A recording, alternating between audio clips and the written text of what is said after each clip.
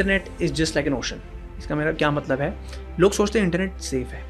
ये तो वही बात हो गई, मैं ओशन में जा रहा हूँ, ओशन में कुछ भी आ सकता है, शार्क आ सकती है, छोटी मछली आ सकती है, ब्लू व्हेल आ सकती है, अनप्रिडिक्टेबल है, राइट। तो पहली बात तो आपको ये जानना है कि इंटरनेट सेफ नहीं है, but basic dos and don'ts हमें नहीं पता, और उस चक्कर में साइबर क्रिमिनल्स इसका एडवांटेज लेते हैं। तो जो बेसिक डूज एंड डोंट्स हैं यही साइबर हाइजीन। कोई ऐप, कोई वेबसाइट सेफ 100% तो नहीं होती। तो आपका कोई अकाउंट हैक हो गया, क्या करेगा कोई, वो मैक्सिमम एक रिपोर्ट कर देगा, जो रिपोर्ट बटन होता है सोशल मीडिया प्लेटफॉर्म्स पे, उसके ऊपर क्या, कुछ नहीं। लोगों को पता ही नहीं करना क्या है। आप अपना पर्सनल डेटा इंटरनेट पे कहीं मीन्स कहीं पर भी शेयर करते हैं, चाहे वो व्हाट्सएप का आपका खुद का ग्रुप ही क्यों ना हो, कोई थर्ड पार्टी उसको देख रहा है। 5 प्रिंसिपल्स अगर दिमाग में रखते हैं तो आई एम श्योर एक मैसिव फर्क तो पड़ जाएगा। इंटरनेट पे कहावत है, when the service is free then you are the product. Hi everybody, आज हमारे साथ एक बहुत इंटरेस्टिंग पर्सनालिटी है जिसे हम कुछ 3 शब्दों में डिफाइन करने की कोशिश करेंगे। AI law expert. Okay, hi Sakshar, how are you doing? All good. कैसा चल रहा है? How is life, how is everything going? यार ऑनेस्टली अनप्रिडिक्टेबल। ओके, बट हाँ मतलब मैं शुरू में अपना एक दिन का एक स्केड्यूल तो बनाता हूँ, बट वो पूरा हिल जाता है। अच्छा। बट अगर मैं मोटा डिवाइड करूँ, so I am there being a lawyer, court जाना पड़ता है, तो कोर्ट, हाई कोर्ट हो या सुप्रीम कोर्ट हो, वहाँ जाना पड़ता है, नंबर 1। नंबर 2, हर रोज़ कुछ ना कुछ हो रहा है AI स्पेस में, साइबर स्पेस में, तो उसकी रिसर्च करना, बैठना, देखना कि एक्चुअली हो क्या रहा है। बिकॉज आपने कुछ घंटों की भी अगर आपने वो विंडो मिस कर दी, कुछ ना कुछ तो वर्ल्ड में कहीं ना कहीं हो रहा है स्पेस में। करेक्ट। और तीसरा सेशंस होते हैं, कोई किसी कॉलेज में सेमिनार है, कोई कॉर्पोरेट में ट्रेनिंग है, तो ये 3 चीज़ें मिलाकर मेरा पूरा दिन का स्केड्यूल होता है। राइट। नहीं तो that is very actually interesting. और मेरा पहला सवाल ही यही था आपसे कि मतलब आप बहुत सारी चीज़ें कर रहे हो, बहुत सारी भी नहीं, बट हाँ 3-4 चीज़ें कर रहे हो प्राइमरीली, और वो को रिलेटेड ही हैं। ऐसा नहीं है कि आप you don't doing fishing and at the same time you doing cyber law. It's not like that. आप जो भी कर रहे हो सारी चीज़ें को रिलेटेड ही है। तो हाउ यू मैनेजिंग और हाउ यू प्लानिंग कि हाँ सारी चीज़ों पर इक्वली ध्यान जाए और आप नॉट जस्ट मिस आउट ना करो, इसके साथ साथ आप सारी चीज़ों को समझो, you keep your self up to date as well. यार I think in today's times ना वो ज़माने गए कि बंदा एक जॉब ही कर रहा है और हो गया उसका। आने वाले टाइम में ये होगा ज़रूर कि बंदा 2-3 चीज़ें कर रहा है, बट स्मार्ट चीज़ वो है कि आप उसको लेवरेज कैसे करते हैं। एज यू सेड करेक्टली कि यार एक्सट्रीम चीज़ें करोगे तो डिफिकल्ट हो जाएगा, साथ साथ ही चीज़ें करोगे तो it's you become more like a unique combination. तो अब और as you said interrelated है, मेरे को भी हेल्प करता है। अब जैसे जो मैंने पढ़ा, अगर उसी का मैं सेमिनार जाके बोल रहा हूँ, पहली बात तो मेरे लिए रिविजन हो रही है, दूसरा लोगों को रीच आउट भी कर रहा हूँ, तीसरा अगेन एंड अगेन आप जो कहते हैं, मैं हमेशा जैसे कहता हूँ, आज के टाइम में एम्पावर करने की बहुत ज़रूरत है कंट्री को। लोगों को नहीं पता साइबर स्पेस में, आयरनी है कि हम 8 से 10 घंटे बिताते हैं साइबर स्पेस में, फिर भी हमें उसके बेसिक डूज एंड डोंट्स नहीं पता। तो मेरा ऑब्जेक्टिव ये रहता है कि मैं जो प्रैक्टिस कर रहा हूँ, प्रैक्टिस तो एक चीज़ है कि आप लॉ प्रैक्टिस कर रहे हैं, बट उसको अगर आप बोलते हो, एक मीडियम चाहिए, like you are doing podcasting, right. आप जो पढ़ते हो आप शेयर भी करते हो और दूसरों से सीखते भी हो, तो आपके लिए एक लेवरेजिंग एक्टिविटी हो गई। वैसी स्पीकिंग मेरी लेवरेजिंग एक्टिविटी की, जो आपने पढ़ा वो आपने स्ट्रेट अवे शेयर कर दिया, तो it's more like a revision. Correct. Well, speaking of communication and soft skills, मैंने एक चीज़ ऑब्जर्व की जब मैं आपके TEDx टॉक्स देख रहा था। You speak really well and you speak with confidence, your body language is amazing, all of that things that you've worked on so really well. पहली चीज़ थोड़ा break down करके बताइए, how much time and effort did it go, वो भी आप बता सकते हो। उसके साथ साथ how important it is for everyone, आपके फील्ड का हो चाहे आपके फील्ड का ना भी हो, कितनी ज़्यादा इम्पोर्टेंस है सॉफ्ट स्किल्स और कम्युनिकेशन? यार I think it's high time. Covid के बाद तो हमें फिर भी रियलाइज़ हो गया कि सॉफ्ट स्किल्स की वैल्यू कितनी है। बिफोर कोविड बात होती थी बट इतना नहीं होता था। थैंक्स टू कोविड इतने कोर्सेज आ गए, 4 चीज़ें हो गई, आपको जूम पे बैठ के इसकी वैल्यू पता लग गई कि हाँ बॉडी लैंग्वेज कुछ जैसी चीज़ होती है। In my case, so I am highly active into theatre. वहाँ पर हमें सॉलिड ट्रेनिंग दी जाती है, वॉइस मॉड्यूलेशन, बॉडी लैंग्वेज, सब कुछ। तो आपके पास ऑप्शन नहीं रहता। उस चीज़ को मैंने यहाँ पे इनकॉर्पोरेट किया, but at the same time yes, practice लगती है हर रोज़। अगर आप मुझसे पूछो तो वॉइस में एक ट्रेनिंग होती है, वो सुबह करता हूँ, आधा घंटा देता हूँ, ज़्यादा नहीं। वॉइस ट्रेनिंग होती है, थोड़ी बॉडी लैंग्वेज एक्सरसाइज होती हैं, बट ये not just speaking but normal conversations में भी। आई मीन अब किसी को अगर जॉब इंटरव्यू भी क्रैक करना है, आप अगर जा रहे हो उस बंदे के पास, आप ऐसा नहीं, कंटेंट नहीं होना चाहिए, कंटेंट तो that's a non negotiable, but accompanied with that अगर आप जैसे बॉडी लैंग्वेज यूज़ करते हैं, आपकी जैसे वॉइस मॉड्यूलेशन होती है, वो बहुत ही, आप एक तो कम्युनिकेशन स्किल्स के चक्कर में आपकी impression, it sky rockets at the same time. I always say content और कम्युनिकेशन दोनों साथ साथ चलने चाहिए. लोग कोई कंटेंट पे बहुत फोकस करता है, कोई कम्युनिकेशन पे बहुत फोकस करता है, बट दोनों का balance is the key. If you ask me then yes definitely मेरी जर्नी में तो बहुत हेल्प किया ही है. कोर्ट में भी आपको बॉडी लैंग्वेज अच्छी चाहिए, जज के सामने आपको स्पीकिंग टाइम पे तो अच्छी चाहिए, because at the end of the day everyone is a communicator. तो अगर आप कम्युनिकेटर हो, चाहे आप पॉडकास्टिंग कर रहे हो, आप आर्टिकल्स लिख रहे हो, आप बोल रहे हो, तो आपको उसके नुआंसेस तो आने ही चाहिए. Correct, totally agree with you. अच्छा, एक बहुत इंटरेस्टिंग सवाल आता है क्योंकि आपने अपने करियर को एक अलग पर्सपेक्टिव से देखा और बहुत यूनिक पर्सपेक्टिव से देखा, जहाँ पे आप सिर्फ एक लॉयर ही नहीं हैं, आप एआई में भी हैं, आप साइबर सिक्योरिटी भी समझते हैं और आप इसके टेक के अराउंड काफ़ी सारी चीज़ें समझते हैं. ठीक है, अभी मेरे काफ़ी सारे फ्रेंड्स हैं जिन्होंने जो लॉयर बन रहे हैं, इन प्रैक्टिस कर रहे हैं या फिर अपना कोर्स ग्रेजुएशन के कुछ लास्ट ईयर्स में होंगे. ये उनका सवाल होगा कि अगले 10 साल कैसे दिखने वाले. मैं ज़्यादा आगे की बात नहीं करूँगा, बट आप 10 साल प्रेडिक्ट कर सकते हो कि क्या चेंजेस आने वाले हैं आज की डेट में, present day, how it is for you, and after 10 years how different, difficult, easy, how it's going to be like for them, कैसा होने वाला है. यार आई पर्सनली फील हम लोग ना आजकल के टाइम में ना ये जो टर्म्स है, ट्रेंड्स और ग्रोथ, इस सब के पीछे इतना भागते हैं कि हम फंडामेंटल्स भूल जाते हैं.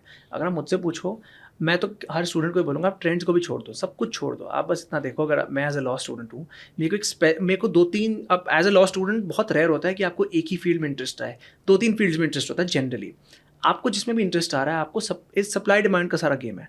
आप ये देखो, थोड़ी अपनी रिसर्च चलती है आपकी खुद की, आप पढ़ो कि इसकी कितनी डिमांड है. आज की डेट में लोग क्रिमिनल लॉ में इतना घुस रहे हैं और सिविल लॉ में इतना घुस रहे हैं, इतनी डिमांड है नहीं. According to our chief justice, जो हमारे करंट केसेस हैं, हम सबको पता है कितने केसेस हैं, वो इतने सारे हैं कि अगर आज हम कोई भी केस फाइल करना रोक दें तो 2050 तक ये सारे पेंडिंग केसेस खत्म होंगे. So what I am trying to say is, इतनी डिमांड नहीं है, इसकी सप्लाई भर भर के आ रही है. तो नंबर 1 इज टू सी आपको जो इंटरेस्ट कर रहा है उसकी कितनी डिमांड है. नंबर 2 इज, चलो अगर उसकी डिमांड है, वेरी गुड, उसको लेवरेज कैसे किया जा सकता है. आप, क्योंकि बाहर बहुत चीज़ों पे काम हो रहा है, आप थोड़ा ग्लोबल पर्सपेक्टिव देखिए कि जैसे इन्वायरमेंटल लॉ है, स्पेस लॉ है, एआई लॉ तो बहुत ही, जिसे कहते हैं फेमस, अब वो हो ही गया कि लोग एआई में स्पेशलाइजेशन करना चाहते हैं. बट आप ये देखो कि how can you be a USP. आप क्राउड का पार्ट नहीं बनना चाहोगे, आप कोई ऐसी नीश पकड़िए जिसकी आज ही नहीं बट आने वाले टाइम में डिमांड बनी रहेगी. ऐसा नहीं होना चाहिए कि 1 साल तक डिमांड बनी और फिर खत्म हो गई. एटलीस्ट 5 साल का विजन रख के रखना चाहिए कि हाँ. और आप again, you are not God, आप फ्यूचर प्रिडिक्ट नहीं कर सकते हो, बट आप एक हाइपोथेसिस निकाल सकते हो रिसर्च के बेस पे कि यार अभी इंडस्ट्री में ना ये इसका स्कोप है, ये इसकी डिमांड है और आने वाले टाइम में क्या हो सकता है. तो you have to take your bets. But yes, demand and supply is a fundamental rule. अगर उसकी डिमांड नहीं है तो आप सप्लाई देने से पहले 2 बार सोचिएगा. करेक्ट, आपने एक बहुत इंटरेस्टिंग पॉइंट बीच में और इम्पॉर्टेंट पॉइंट बीच में बोला साक्षर, कि हमारे पास अभी इतने सारे केसेस पेंडिंग हैं कि 2050 तक अगर केसेस रुक जाएं अभी, तब भी ख़त्म नहीं हो सकते. It will still take lot of decades to finish all the pending cases, right. एक तो हम समझेंगे, एक आपका पर्सपेक्टिव, एक यूथ का पर्सपेक्टिव, कि how this problem can be resolved with unique solutions, what are the probable solutions. क्योंकि आई एम श्योर आपके फ्रेटर्निटी में आपके फ्रेंड्स डिस्कस ज़रूर करते होंगे कि यार ये करियर में एक बहुत बड़ा एक एक चीज़ है जो सब डिस्कस करते हैं. अगर कोई भी डॉक्टर जिसके इतने सारे केसेस हो तो ऐसा हो ही नहीं सकता ना. तो दिल hire more doctors, bring more doctors from different countries, what not will happen, right. तो यहाँ पे ऐसी क्या पर्सपेक्टिव है, क्या सॉल्यूशंस है जो किए जा सकती हैं जिससे ये प्रॉब्लम सॉल्व हो जाए. देखिए, आज के टाइम सबको पता है बहुत बड़ी प्रॉब्लम है. कोविड में ये हाईलाइट इसलिए हुई, लोगों को लगा ऑनलाइन हियरिंग्स से थोड़ा जो है ना प्रोसेस स्पीडन अप हो जाएगा. हल्का सा हुआ बट इतना नहीं हुआ. We were overestimating this. Now the thing is, the government has come up with certain new rules, laws as well. आपका नया डेटा प्रोटेक्शन एक्ट जो आया है, उसमें एक स्पेसिफिक बॉडी बनाई गई है. क्यों?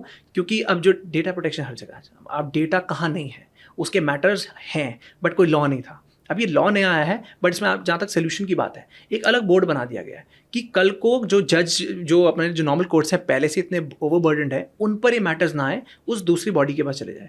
वैसे ही जो हमारे जो नए लॉज हैं, हमारे 3 मेन लॉज, जो हमारा CRPC, IPC और एविडेंस एक्ट, ये तीनों अभी नए आए हैं, जो हमारे भारतीय न्याय संविधान, तो इसमें भी अलग अलग प्रोविजंस हैं कैसे कोर्ट्स का जो बर्डन है वो कम किया जाए. क्यों? बिकॉज देखिए, जो मैटर भी हैं, जो सिस्टम इतने साल से चला रहा है, उसको आप 2 मिनट में तो नहीं बदल सकते हैं, बट छोटे छोटे स्टेप्स, जैसे इसमें भी जो प्रोविजंस हैं हमारे, जो करंट अब जो नए लॉज आए हैं, उसमें एटलीस्ट कोशिश ये की जा रही है कि जो भी नए मैटर्स अब से आएँ वो 90 डेज़ के अंदर सॉर्ट हो जाए. ये प्रैक्टिस की यार चले जा रहे हैं, वो होता था ना प्रॉपर्टी मैटर्स 10-10, 20-20 साल चले जा रहे हैं, वो कम करना पड़ेगा बिकॉज ओवरलोड बहुत हो गया है. And at the same time I personally feel AI को लेवरेज करना बहुत ज़रूरी है. For example Estonia, it's the first nation state in the world जहाँ पर AI जजेस हैं. उन्होंने जो अपने सबसे जो स्मॉल मैटर्स हैं उसमें AI जजेस को बिठा रखा है, और वो उनका मतलब ऑब्वियसली उनकी स्पीड फास्ट है, वो करते हैं और वह काम कर रहा है. तो मेरे हिसाब से टेक्नोलॉजी को लेवरेज करना आज के टाइम में बहुत ज़रूरी हो गया है, खासकर हमारी कंट्री में, बिकॉज सबसे ज़्यादा पॉपुलेशन यहाँ पर है, सबसे ज़्यादा यूथ यहाँ पर है. नेक्स्ट 10 to 15 ईयर्स हमारे, हम कह रहे हैं गोल्डन अपॉर्चुनिटी है हमारी. तो अगर ये सारे फैक्टर्स हैं, इतने सारे बिजनेसेस इन्वेस्ट कर रहे हैं, साइबर क्राइम भी बढ़ेंगे इन चक्करों में, तो टेक्नोलॉजी को लेवरेज करना इज़ नॉन नेगोशिएबल. करेक्ट. आपने 3 लॉज की बात की बीच में, मैं चाहता हूँ कि आप तीनों लॉज को थोड़ा सिंप्लीफाई मैनर में एक्सप्लेन कर दें.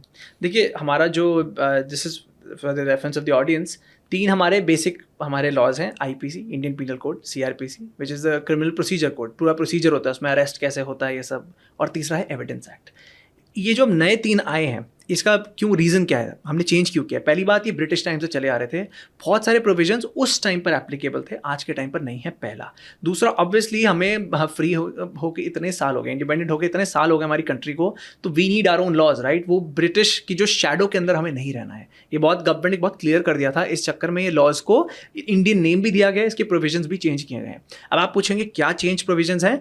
अगर मैं आपको मोटा मोटा बताऊं, बहुत सारे प्रोविजंस को इन लोगों ने क्लब कर दिया है, सो दैट इतने, मान लीजिए कहीं पे 400 सेक्शन है तो उसको 250 सेक्शन कर दिए, क्लब कर दिया जो क्लब हो सकते हैं. और कुछ कुछ नए नए प्रोविजंस आए भी हैं, वो इसलिए आए हैं बिकॉज आज के टाइम में obviously you need things, but at the same time कहीं ना कहीं एक चीज़ लैकिंग है कि जो टेक्नोलॉजी स्पेस है, हमारा IT एक्ट आज की डेट में है जो टेक्नोलॉजी को केटर करता है, बट AI, डीप फेक्स, ये जो आज रेकरिंग प्रॉब्लम है, वॉइस क्लोनिंग भी अब नई चीज़ आ गई है, इसके लिए अभी तक कुछ हुआ नहीं है. दो हमारी जो गवर्नमेंट है, जो मिनिस्टर्स हैं, they have assured us that yes they are coming up with certain rules and regulations, but ये देखना इंटरेस्टिंग होगा कि कैसे वो रूल्स एंड रेगुलेशंस इन लॉज के साथ इनकॉर्पोरेट हो पाएंगे, बिकॉज कोई भी क्राइम आने वाले टाइम में टेक्नोलॉजी के बिना नहीं हो सकता. तो कहीं ना कहीं टेक्नोलॉजी का तो रोल आएगा. अगर टेक्नोलॉजी का रोल आएगा तो कैसे आप हमारे जो कंट्री का जो टेक्नोलॉजी लॉ है उसको बाकी लॉज से कैसे मर्ज करेंगे, वो देखने वाली बात है. करेक्ट. आपने बीच में बहुत सारे प्रॉब्लम्स की बात करी, बट हम will try to understand with this one definition, और I want you to define. So cyber hygiene करके एक टर्म है, how would you define this term? Cyber hygiene I feel is the most underrated term in the whole cyber ecosystem. Why? Because लोग सोचते हैं, अब COVID-19 था, हम क्या करते थे? सैनिटाइजर यूज़ करते थे कि जर्म्स ना फैले, वायरस ना फैले. Internet is full of viruses. What are these viruses? ये साइबर क्रिमिनल्स हैं. ये क्या करते हैं? Malware, phishing, deep fake, voice cloning, what not. मतलब आप आज की डेट में हर किसी को पता है कि यहाँ फ्रॉड होते हैं साइबर स्पेस में. ऑनलाइन फाइनेंशियल फ्रॉड अगेन एक बहुत ही जिसे कहते हैं ना फेमिलियर टर्म, हर किसी के साथ हो रहा है, या आप सुनते तो हो गई कि इसके साथ हो गया, उसके साथ हो गया. साइबर हाइजीन वो प्रैक्टिस है, जनरल प्रैक्टिस, जो किसी भी यूज़र को अपनानी चाहिए अगर वो कोई भी टेक्नोलॉजी यूज़ कर रहा है या कोई भी इलेक्ट्रॉनिक डिवाइस यूज़ कर रहा है. आज की डेट में हर कोई या तो मोबाइल यूज़ करता है, लैपटॉप यूज़ करता है, इंटरनेट तो यूज़ करता ही करता है. तो मेरा कहना है कि अगर आप कुछ यूज़ कर रहे हैं, उसके बेसिक डूज एंड डोंट्स तो आपको पता होने चाहिए ना. अब आप ड्राइविंग करते हैं, अगर आपको ड्राइविंग में ये नहीं पता कि रेड लाइट क्या है, येलो क्या है, ग्रीन क्या है, वो बेसिक डूज एंड डोंट्स हैं, वो आनी चाहिए. वो अगर कोई गाड़ी चला रहा है तो ये अंडरस्टूड है कि इसको ये चीज़ें पता होंगी. बट आयरनी ये है, हम दिन के 8 से 10 घंटे साइबर स्पेस में बिताते हैं, इंटरनेट पर बिताते हैं, चाहे काम हो, चाहे पर्सनल लाइफ हो, चाहे एंटरटेनमेंट हो, कुछ भी हो, but basic dos and don'ts हमें नहीं पता, और उस चक्कर में साइबर क्रिमिनल्स इसका एडवांटेज लेते हैं. तो जो बेसिक डूज एंड डोंट्स हैं, यही साइबर हाइजीन है. ठीक है, मैं चाहूँगा थोड़ा और आप एक्सप्लेन भी करें कि कौन से 5-7 साइबर हाइजीन की प्रैक्टिस के नियम हैं जो लोग फॉलो कर सकते हैं. देखिए, आप कोई भी चीज़, कोई भी ऐप यूज़ कर रहे हैं, कोई भी, चाहे व्हाट्सएप, फेसबुक, आप इंस्टाग्राम, कुछ भी यूज़ करें, कोई सोशल मीडिया ऐप यूज़ करें, आप कोई इंटरनेट पे कहीं किसी वेबसाइट पे चले जाएं, कुछ सर्टन रूल्स हैं जो आपको दिमाग में हमेशा रखना है. ये गोल्डन प्रिंसिपल्स हैं, इसको आप भूलने की गलती नहीं कर सकते. पहला, internet is just like an ocean. इसका मेरा क्या मतलब है? लोग सोचते हैं इंटरनेट सेफ़ है. ये तो वही बात हो गई, मैं ओशन में जा रहा हूँ, ओशन में कुछ भी आ सकता है, शार्क आ सकती है, छोटी मछली आ सकती है, ब्लू व्हेल आ सकती है, अनप्रिडिक्टेबल है, राइट. तो पहली बात तो आपको जानना है कि इंटरनेट सेफ़ नहीं है. वो मिसकंसेप्शन से आप बाहर आ जाइए कि अगर आपको लगे कि हाँ ये ऐप सेफ़ है, ये ऐप सेफ़ नहीं है, ऐसा कुछ नहीं होता. कोई ऐप, कोई वेबसाइट सेफ़ 100% तो नहीं होती. हाँ, डिग्रीज होती हैं, कोई कम सेफ़ है, कोई ज़्यादा सेफ़ है, बट सेफ़ कुछ नहीं होता. तो आप वो दिमाग में रख के चलिए, पहला. दूसरा, नेवर ट्रस्ट एनीवन. ट्रस्ट बहुत ही एक्सपेंसिव है आज की डेट में, बट हम अनफॉर्चुनेटली ऑनलाइन वर्ल्ड में लोगों पे ट्रस्ट कर बैठ जाते हैं. छोटी सी बात है, आप कुछ टाइम पहले चले जाइए सोशल मीडिया के टाइम पे, जब फेसबुक नया आया था, तो तब बहुत लड़के जो हैं वो एंजल प्रिया वाला जोक बहुत चलता है, तो जो लड़के हैं वो लड़कियों की प्रोफाइल बना के एक पिक्चर डाल दी, आपने थोड़ी अच्छी इंग्लिश बोल ली तो लड़के को लगता था ये तो मतलब असली है। What I am trying to say is हम ह्यूमन नेचर है अनफॉर्चुनेटली कि हम इंटरनेट पे आई भी हर चीज़ को ट्रस्ट करते हैं। कोविड-19 में कितना हुआ था कि व्हाट्सएप पर हमारे प्राइम मिनिस्टर का नाम लेके, हमारे मिनिस्टर्स का नाम लेकर कुछ एक कैंपेन, सो कॉल्ड कैंपेन जो कभी एग्जिस्ट नहीं करता, वो चला दिया एंड लोगों को रियल लगा। मिस इन्फॉर्मेशन जिसको कहते हैं फैलाना, वो मिस इन्फॉर्मेशन इसलिए फैलती है क्योंकि आप ट्रस्ट कर बैठते हैं। तीसरा, अपडेशन। अब ये सबसे क्रिटिकल है। लोग सोचते हैं मैं आईटी स्पेस से नहीं हूँ, मेरे को क्या फ़र्क पड़ता है। वो गॉन आर दोज डेज, वो टाइम चला गया जब सिर्फ आईटी वाले को पता होना चाहिए था कि आईटी में क्या हो रहा है। मैं ही नहीं कह रहा आप हार्डकोर कोडिंग वगैरह करिए, बट बेसिक तो आपको पता होना चाहिए। आई मीन अगर आपको ये नहीं पता डीप फेक क्या होता है, तो कल को आप ये भी क्रिप नहीं कर सकते कि मैं तो डीप फेक का शिकार हो गया। अगर आपको ये नहीं पता ओटीपी स्कैम क्या होता है, कल को आप ये नहीं बोल सकते कि मेरे साथ ओटीपी स्कैम हो गया, मुझे नहीं पता था। बेसिक नॉलेज की आजकल कैसे टाइप का स्कैम चल रहा है वो आपको पता होना चाहिए, क्योंकि शिकार आप ही बनेंगे और कोई नहीं बनेगा। एंड अनफॉर्चुनेटली फोर्थ थिंग कि जो मैकेनिज्म्स हैं, लड़ने के मैकेनिज्म, मान लीजिए कोई स्कैम हो गया, कुछ हो गया, वो इतने स्ट्रांग नहीं है। आप आज की डेट में, मैं हमेशा एग्जांपल देता हूँ, आपका कोई अकाउंट हैक हो गया हो, क्या करेगा कोई? वो मैक्सिमम एक रिपोर्ट कर देगा, जो रिपोर्ट बटन होता है सोशल मीडिया प्लेटफॉर्म्स पे, उसके ऊपर क्या, कुछ नहीं। लोगों को पता ही नहीं करना क्या है। अनफॉर्चुनेटली मैकेनिज्म इतने स्ट्रांग नहीं है। तो वो मैं हमेशा कहावत बोलता हूँ, better to be safe than sorry. आप पहले ही दिमाग में रखिए कि जब आप शिकार होंगे कोई मदद करने नहीं आएगा आपकी, तो आपको सावधानी बरतनी है। पांचवी सबसे मोस्ट इंपॉर्टेंट चीज़, पर्सनल डेटा जितना कम से कम हो उतना ही शेयर करिए बाहर। अब पर्सनल डेटा का क्या मतलब होता है? आपको इसकी एक बहुत ही प्यारी केस स्टडी बताता हूँ मैं। कुछ टाइम पहले की बात है, 7-8 साल पहले, एक कपल, दोनों ही टेक बैकग्राउंड से, दोनों कंपनीज में काम करते हैं, और ये कपल को और बहुत ही मतलब रिच हैं, ठीक है, इनको घूमने का बहुत शौक है। तो ये हर 2-3 महीनों में एक बार कहीं तो घूमते ही हैं, बट एक्टिव है फेसबुक पे। या 7-8 साल पुरानी बात है, तो जो फेसबुक काफ़ी एक्टिव हुआ करता था। अब इनको जाना था शिमला। अब शिमला जाना था, हुआ क्या कि इन लोगों ने ना फेसबुक पे काउंटडाउन शुरू कर दिया, 4 days to go, 3 days to go, कि अब 3 days टू गो, मैं अब शॉपिंग कर रही हूँ, 2 days टू गो, हम ये तैयारी कर रहे हैं। ये चले गए शिमला। अब शिमला चले भी गए, और फेसबुक पे आपने देखा होगा एक लोकेशन अपडेट का भी ऑप्शन आता है कि वो बताता है कि आप एग्जैक्टली अभी कहाँ हो। तो इन्होंने पूरी दुनिया को बता दिया जी हम तो शिमला में हैं, हफ्ते के लिए हैं हम। आए वापस तो पता लगा पूरा घर सफाचट, चोरी हो गई पूरे घर में। और तहकीकात हुई, पता लगा तो एक चोर था इसके पीछे बस। जब उससे पूछा कि आपने क्या किया, 6th स्टैंडर्ड पास, और उसने क्या किया, कहता है मैंने बस फेसबुक में इनको एक रिक्वेस्ट भेज दी, इन्होंने एक्सेप्ट कर ली, और मुझे सारा पता लगता रहता था क्या कर रहे क्या नहीं करते। तो भाई साहब के को पता था हफ्ते के लिए बाहर है, 2 दिन आराम से आऊँगा, चोरी करके जाऊँगा। एंड जब इन लोगों से पूछा, दे वर लाइक, बट हमने तो अपने नेबर्स में किसी को नहीं बताया। बॉस, आपने नेबर्स में नहीं बताया, बट दुनिया में आपने ढिंढोरा पीट दिया है। तो moral of the story is, आप अपना पर्सनल डेटा इंटरनेट पे कहीं मीन्स कहीं पर भी शेयर करते हैं, चाहे वो व्हाट्सएप का आपका खुद का ग्रुप ही क्यों ना हो, कोई थर्ड पार्टी उसको देख रहा है, और वो कोई थर्ड पार्टी अगर उसको देख रहा है, दिस मीन्स वो सेफ नहीं है। तो आपकी जो प्राइवेट इन्फॉर्मेशन जितनी कम से कम हो सके आप उतनी शेयर करिए। तो अब ये 5 प्रिंसिपल्स अगर दिमाग में रखते हैं तो आई एम श्योर एक मैसिव फर्क तो पड़ ही जाएगा। Beautiful defined and shared. अच्छा, बीच में आपने एक बहुत इंपॉर्टेंट चीज़ बोली कि trust is very expensive now, और उसी से एक बात आती है कि आज की डेट में तो बहुत सारे नए लोग ऐप्स बनाते हैं और लाखों नए ऐप्स बनते हैं।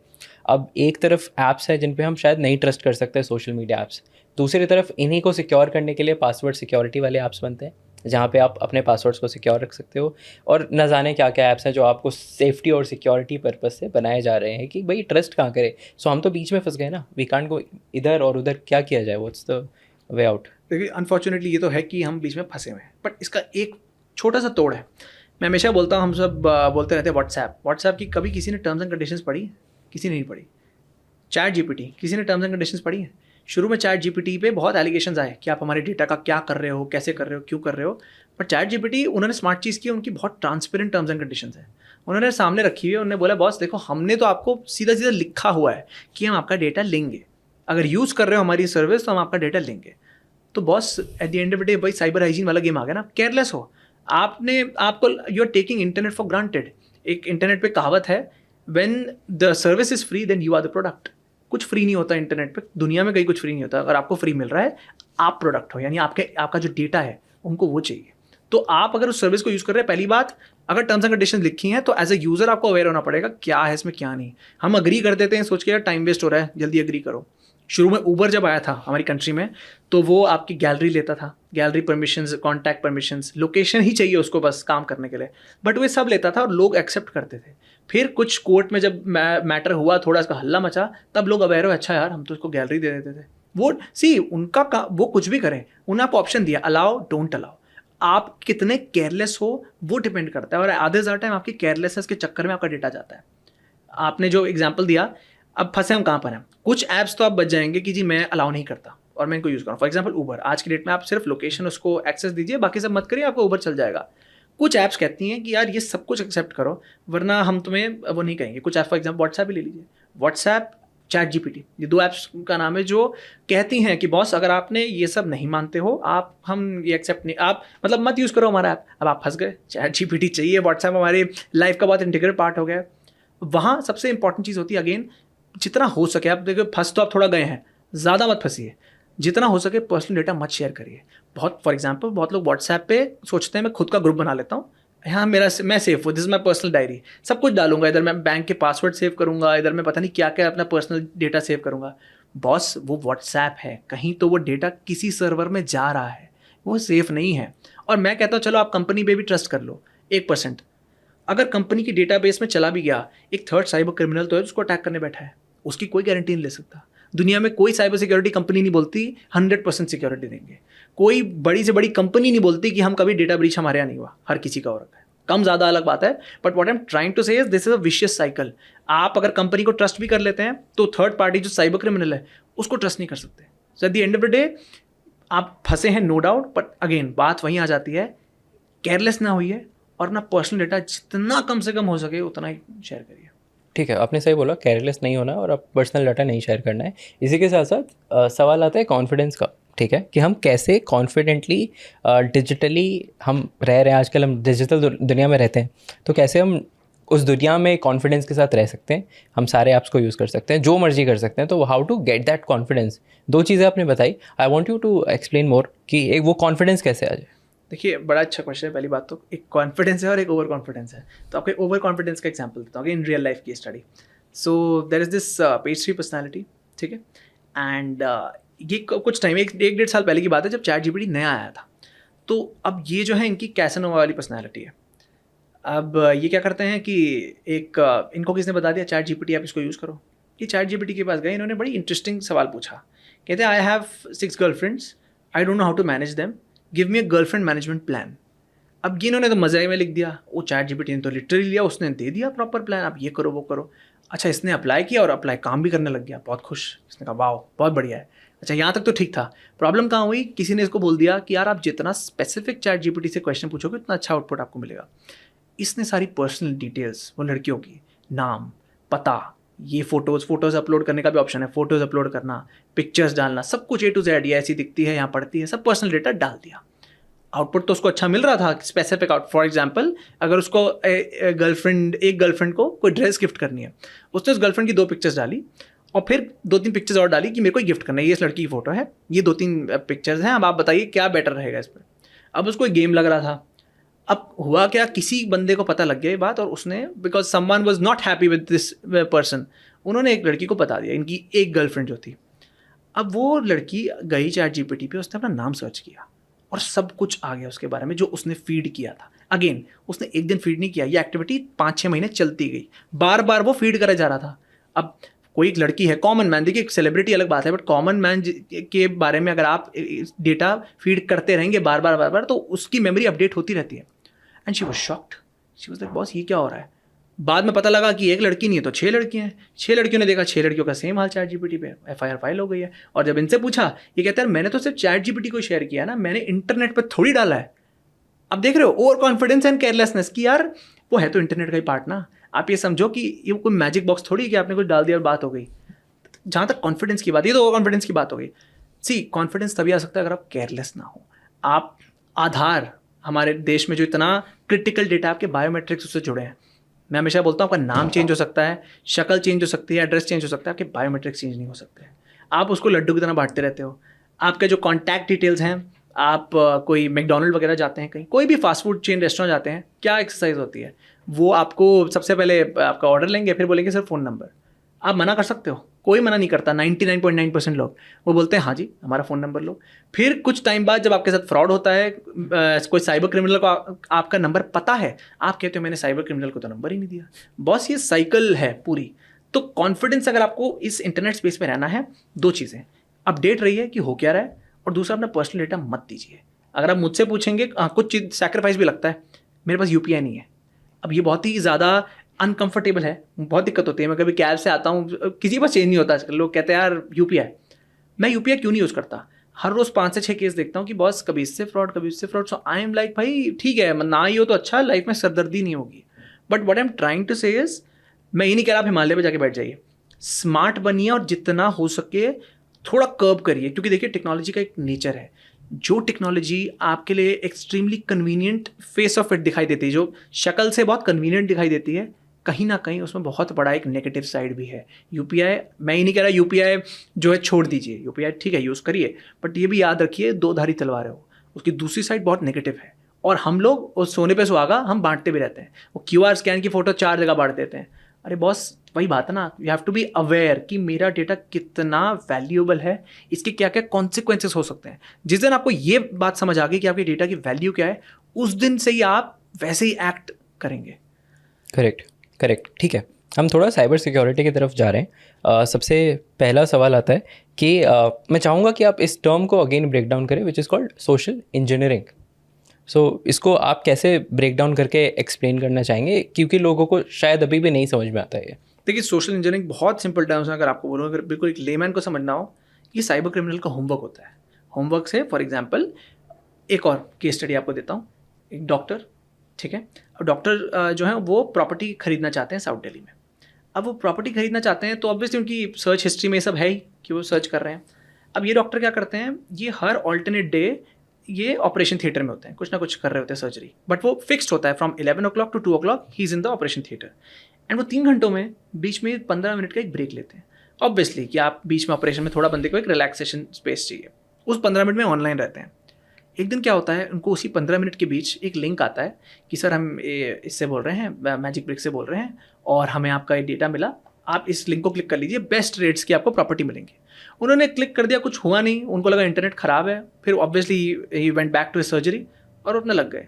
सर्जरी के बाद आके देखते हैं पूरे के पूरे 15 लाख गायब। वो हैरान हुए, कैसे, क्या हुआ, ये क्या हुआ? और कितने हमने किसी से सुने जहाँ लिंक दबा के एकदम मतलब आपके पैसे गायब हो जाते हैं। ये हुआ क्या? ये हुआ तो क्राइम, बट इसमें सोशल इंजीनियरिंग का कहाँ पार्ट है? साइबर क्रिमिनल्स क्या करते हैं, वो ग्रुप्स में अटैक करते हैं। मान लीजिए एक डॉक्टर को अटैक करना है, देखिए कोई बहुत नया साइबर क्रिमिनल होगा वो रैंडमली अटैक करेगा, जो प्रोफेशनल होगा वो ग्रुप्स में डिवाइड करेगा, डॉक्टर्स, लॉयर्स, इंजीनियर्स। मान लीजिए 100 डॉक्टर्स को पकड़ा, अब 100 डॉक्टर्स में से देखा जाएगा, इनकी आपको ये इंटरनेट एक्टिविटी देख के पता लग जाता है कि कौन कितना केयरलेस है। केयरलेस इन द सेंस कौन अपना डेटा बांटता है। जो डेटा नहीं बांटता वो मुश्किल है उसको क्रैक करना, तो उसको छोड़ दिया जाता है। जो सबसे आराम से आपका बकरा बन जाएगा उसी को सबसे पहले पकड़ोगे ना। फिर फिल्टर करते करते करते करते जो 10 लोगों की निकाली जाती है कि सबसे ज़्यादा केयरलेस यही लोग हैं, इनका आराम से इनको बकरा बनाया जा सकता है, उन पे थोड़ी और रिसर्च की जाती है। रिसर्च मतलब होमवर्क, सोशल इंजीनियरिंग जो है। अब यहाँ होमवर्क क्या हुआ, उन्होंने देखा हर 3 घंटे, हर ऑल्टरनेट डे पे ये 3 घंटे ऑफलाइन रहते हैं, 15 मिनट ही ऑनलाइन आते हैं, और स्पेसिफिक टाइम जो 15 मिनट ऑनलाइन आते हैं। फिर और होमवर्क किया कि यार क्या है क्या नहीं है। अब भाई या तो किसी ने कोई ऑफलाइन गया होगा वहाँ जाके देखने के लिए, बट कुछ ना कुछ किया होगा ये देखने के लिए कि यार ये 3 घंटे जाते कहाँ हैं। तो पता लगता है जी 3 घंटे तो सर्जरी में। तो ये बहुत ही सोचा समझा मूव था जो आपको भेजा गया। तो मेरे कहने का मतलब है कि साइबर, अगेन अलग अलग टाइप के साइबर क्रिमिनल्स होते हैं, कुछ रैंडम भी करते हैं, जैसे जाम तारा हमें पता है वहाँ के लोग नए नए होते हैं, एकदम रैंडमली अटैक करते हैं। बट जो प्रोफेशनल होता है वो पूरा होमवर्क करता है, बंदे को पूरा पढ़ लेता है, ये बंदा क्या है कैसे है। तभी आप कभी भी नोटिस करिए जब भी कोई साइबर क्राइम होता है, online financial fraud for example, लोग कहते हैं मुझे समझ नहीं आया उस टाइम क्या हुआ, मैंने बस दबा दिया। बाद में दे रियलाइज कि कितनी बड़ी बेवकूफ़ी की है। क्यों? बिकॉज ये होमवर्क ही तो है। They play with your emotions. उस टाइम फ्लाइट और फाइट रिस्पॉन्स पे खेलते हैं। आप अभी आराम से बैठे हैं, आपको अभी कोई टेक्स्ट नहीं आएगा कि जी आप ये कर लीजिए, कोई फिशिंग मेल या कोई फिशिंग लिंक नहीं आएगा। जो प्रोफेशनल होगा आपको तब भेजेगा जब उसको पता है कि आपका दिमाग 4 जगहों पे है, आप मीटिंग में हैं, कहीं भाग रहे हैं, कुछ है। कभी भी आप इन केसेस नोटिस कर लीजिए, कोई बहुत ही स्मूथ क्राइम तभी हुआ है जब वो बंदा है जिसके साथ जो विक्टिम है वो कहीं उसका दिमाग, ही इज़ नॉट सेटल्ड, शांत नहीं है, या तो कहीं मीटिंग में है, कहीं भाग रहा है, बिकॉज तब फ्लाइट एंड फाइट रिस्पॉन्स में बात होती है। आजकल जो नया फेडेक्स स्कैम आ गया है, जिसमें बंदे को फ़ोन आता है कि जी आपके नाम का हमें कोरियर मिला है और इसमें इलीगल सामान है, ड्रग्स मिले इसमें, आप व्हाट्सएप वीडियो कॉल पे आ जाओ। अब मुझे बात बताओ, कोई पुलिस वाला आपको वीडियो कॉल पे कभी नहीं बुलाएगा, पहली बात, वो हमेशा पुलिस स्टेशन बुलाएगा। बट ये सो कॉल्ड साइबर क्रिमिनल्स अपना गेटअप वेटअप करके, स्टूडियो उन्होंने भी सेट किया होता है, वो बैठ जाते हैं और कहते हैं वीडियो कॉल पे आओ। उस टाइम पर आप फ्लाइट एंड फाइट रिस्पॉन्स में होते हो, आप सोच नहीं रहे होते, आप कहते हो मेरे को पुलिस से बचना है, किसी तरीके से काम खत्म करो। वो दो चीज़ें करते हैं, या तो वो कैमरा पे आज आप वीडियो कॉल पे आ जाओगे डर के मारे, तो डर पे खेलते हैं, या तो बोलेंगे आपका पर्सनल डेटा ले लेंगे, आधार वगैरह ले लेंगे, या बोलेंगे जी अच्छा ये पैसे जमा कर दो, ये कर दो, वो कर दो। आजकल तो ये हाल हो गया है कि अनफॉर्चुनेटली हमारे जो पुलिस वालों की जो रेपुटेशन ख़राब ये लोग करते हैं कि ये ब्राइबरी लेते हैं, तो ये साइबर क्रिमिनल्स मुंह पे ये ऐसी सिचुएशन में बोलते हैं कि अगर आपको इस सिचुएशन से बचना है 40,000 ट्रांसफ़र कर दो यहाँ पे। और हम लोग मतलब जो विक्टिम होता है वो बेचारा एक फ्लाइट एंड फाइट रिस्पॉन्स में होता है, वो ट्रांसफ़र कर देता है, ये नहीं सोचता कि बॉस मतलब शांति से 2 मिनट ये हो क्या रहा है। तो वही मैं कह रहा हूँ कि ये सोशल इंजीनियरिंग का बहुत बड़ा है एस्पेक्ट, बट हाँ ये होमवर्क है। और अब साइबर क्रिमिनल सोशल इंजीनियरिंग करते हैं, ऐसा नहीं है कि कुछ ही करते हैं, बहुत लोग कर रहे हैं, तो आप उनको कम मत आकिएगा। आपने बिल्कुल सही कहा कि ये लोग पुलिस और इनफैक्ट आर्मी बन के बहुत ही ज़्यादा क्राइम करते हैं और विक्टिम बनाते हैं लोगों को। आई don't know why they do that, may be because army and police have a certain authority. Fear factor है ना, जब भी आप आर्मी पुलिस का नाम सुना आपको सबसे पहले डर आएगा, अरे मैंने क्या किया, ये सबसे पहली चीज अंदर से आवाज़ आती है। तो वो मैंने क्या किया वाली चीज़ को हटाने के लिए आप कुछ भी करोगे, तो आप कामली नहीं सोच रहे हो, आप बस पैनिक कर रहे हो कि कुछ भी हो मैं बस इससे बाहर निकलूँ। करेक्ट, नहीं आप सही कह रहे हैं। अच्छा, डार्क वेब के बारे में ना हम लोग बहुत कुछ जानते हैं सोशल मीडिया पे और इंटरनेट पे, तो क्या ना जाने क्या लोग बोल जाते हैं, सोची समझी कुछ कहानियाँ भी बताते हैं। लेकिन मैं ये समझना चाहूँगा आपसे एज एन एक्सपर्ट कि डार्क वेब से कितना कंट्रीब्यूशन आता है, जो साइबर क्राइम्स हो रहे हैं, जितने भी चीज़ें हो रही हैं, उसका कितना कंट्रीब्यूशन है, किस लेवल पे? देखिए दिल्ली में कहावत है कि जब लेडीज़ को शॉपिंग करनी होती है सबसे पहले सरोजनी मार्केट जाते हैं, तो वही साइबर क्रिमिनल्स का सरोजनी मार्केट ही है कि आपको जब कोई रिक्वायरमेंट होती है, आपको किसी को हायर करना है, कोई भी लीगल एक्टिविटी आपको कभी भी करनी हो, डार्क वेब सबसे पहली जगह आती है। क्यों?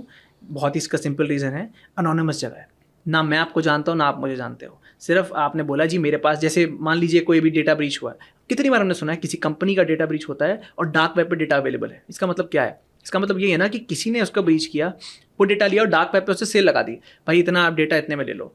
अब आप मुझसे पूछेंगे, बहुत लोग का ये भी सवाल रहता है डेटा में ऐसा क्या रखा है। अरे डेटा आपने अगर लिया है, मैं कोई साइबर क्राइम गैंग का पार्ट हूँ, ग्रुप का पार्ट हूँ, मैंने वो डेटा लिया, अब मैं उस डेटा को कितने 10 तरीक़ों से मैनिपुलेट कर सकता हूँ। आप ये देखिए डेटा एक है बट मैनिपुलेट करने वाले 10 पार्टीज होती हैं। तो डार्क वेब पर सबसे ईजी है ये काम करना, और एक बहुत